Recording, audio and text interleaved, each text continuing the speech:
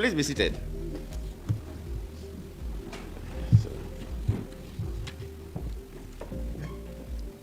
Because we've spent quite some time here, so I didn't want to bore you with a lengthy protocol. And so I have to adopt the protocol of the founder. He said that's not good, that protocol, but you did a perfect job because you recognize everybody. Let us join you to also appreciate the governors that are here being represented by very distinguished Nigerians. Thank you so much. And of course, our distinguished senator from Kenya and other senators are here, Binta and others are here with us. Thank you for being here. And our powerful woman leader in PDP and former Minister of Women Affairs and one of the mother of the day. Thank you so much. And Pauline Tallinn, yes, I saw, yeah, two powerful women there. We are former ministers, and Pauline was a former Minister of Science for the protocol, because we really want to listen to the conversation by those who will really lead the show today. So I thank ASKE Satumaru Foundation, the organizers of this colloquium, for inviting me and inviting all of us to come and have a conversation on this very, very topical issue. I'm quite impressed with the topic that focuses on promoting social change and empowerment through diversity, equity, and inclusion, the traditional DEI issue. Just like the founder said, when I look at the array of speakers, the keynote speakers and so on, I'm quite pleased that the conversation today will be good, especially relating to what is currently happening in the country regarding Rivers State. As we gather here today, we are reminded that the pursuit of social change is a continuous journey, one that requires a collective effort, commitment, and perseverance. The theme of this colloquium is timely and relevant as we seek to address the present issue of our time, from inequality and bigotry to social injustice and marginalization. I believe that it is mark of good leadership and governance to be able to leverage the transformative power of diversity, equity, and inclusion for social change. As a leader, I have seen how these values can bring people together, foster a sense of belonging, and unlock the full potential of individuals and communities. And that is why today I think I appointed more women into office than any other president. Because the issue of inclusivity is critical. However, I have also seen how the absence of these values can lead to division, inequality, and social unrest. It is therefore our responsibility as leaders and change makers to promote a culture of diversity and inclusion, one that values and respects the dignity and worth of every human being and protects the interests of all of us. We must not forget that societies that embrace diversity, equity, and inclusion are more innovative, resilient, and harmonious. I know this because I saw how policies that promoted gender equality, youth empowerment, and regional balance during my time as president helped bridge divides and foster national unity. I am glad that the ASKE Satumaru Foundation is committed to this noble cause, and I commend the foundation's effort towards promoting social change and empowerment through its various initiatives. Today's colloquium is a testament to this commitment, and I'm confident that our discussions and deliberations will yield valuable insights and recommendations in this regard.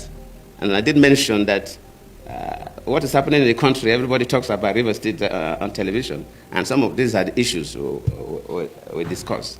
We're talking about building a society where no one is oppressed, as reflected in the top paragraph of our national anthem. As a former president and also from the Niger Delta, when the issue of suspending the governor came up, I think people called on me, oh, President Jonathan, oh, President Obasanjo, you should say something. People expected us to say something about what is happening. And of course, people don't even know that traditionally all over the world, former presidents hardly make statements about what the current presidents are doing because of the tension it could create in the country. In most cases, look at America, look at everywhere. So hardly for former presidents to make sometimes you see and you look.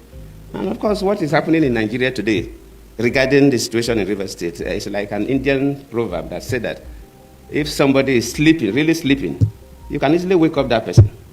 But if the person is pretending to sleep, you find it difficult to wake up that person. The key actors in Nigeria, from executive to the legislature. Luckily, Senator Binta and others are here, and the judiciary did know the correct thing to do. But they are refusing to do it. They are pretending to sleep. And waking such a person is extremely difficult because the person knows the right thing. A clear abuse of offices, clear abuse of power, clear abuse of privileges, cutting across from the three arms of government, from the executive to the parliament to the judiciary. And I always plead with our people that whatever we do affects everybody. And sometimes we do things and we think that it doesn't affect us. I've been a president before, and even after leaving office as a former president, people get to me. Why is that our passport is not valued that much? Why is that Nigerians are not given the kind of treatment we're supposed to receive at international airports? Sometimes we think it's because of Yahoo boys or 419ers. No, not only them. Yes, they are part of the problem. But whatever happens in a country, decisions that are taken by the executive arm of government, decisions that are taken by the parliament, judicial decisions affect everybody. For example, no businessman can bring his money to invest in a country where the judiciary is compromised, where a government functionary can dictate to judges what judgment they will give. No man brings his money to invest in that economy because we are taking a big risk. So whatever we do affects everybody. And if we must build a nation for our children and our grandchildren, no matter how painful it is, we must strive to do what is right. It may cost us, but we must endeavor and pay the price to insist on doing what is right.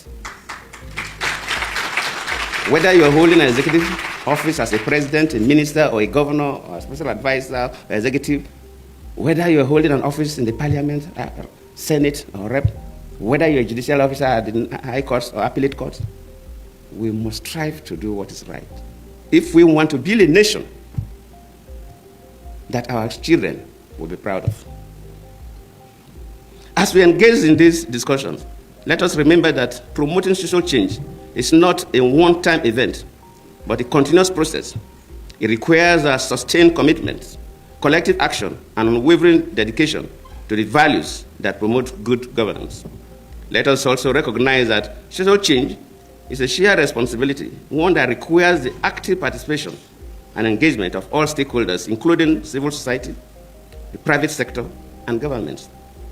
In conclusion, I want to again express my gratitude to the Haskell Satumari Foundation for convening this colloquium, and I appreciate all of you, especially a sister who came all the way from Kenya, as she has been introduced. If you are ticking the boxes for people that are supposed to be here, she filled all the gaps. Thank you for coming. And thank you from what you told me yesterday, said that Nigeria is the first West African country you have visited. So you are welcome. And I hope you will enjoy Abuja, and we'll listen to you and we'll listen to all others. So I thank you very much.